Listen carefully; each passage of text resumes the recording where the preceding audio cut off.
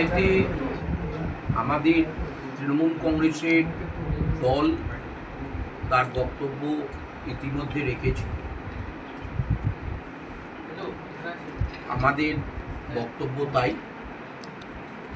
আমরা বিশ্বাস করি ধর্ম নিরপেক্ষতায়।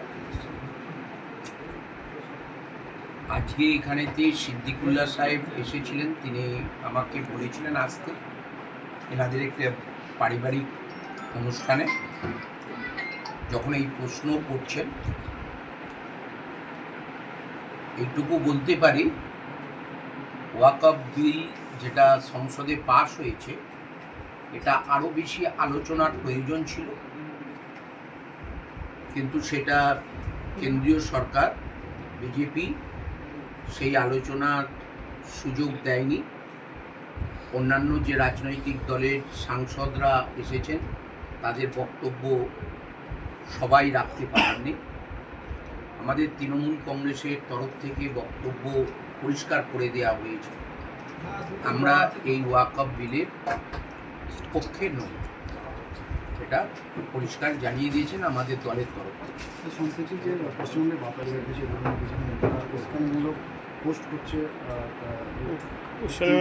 দেখুন, শুভেন্দু অধিকারী ওনার বিজেপিতে আসা, বিজেপিতে থাকা, উনি সবসময় উস্কানিমূলক কথাবার্তা বলে মানুষকে উত্তেজিত করতে চাইছেন।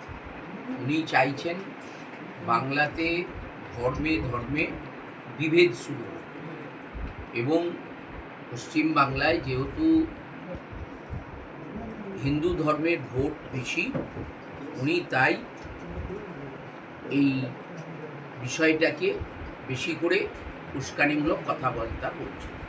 আমিও তো একজন হিন্দু ধর্মের মানুষ, আমিও রাজপুত, আমারও পৈতে আছে, কিন্তু আমাদের সবাইকে ভাবতে হবে, বুঝতে হবে, এবং এটাই আমাদের সিদ্ধান্ত যে সবার উপরে মানুষ সত্য, তার উপরে কিছু।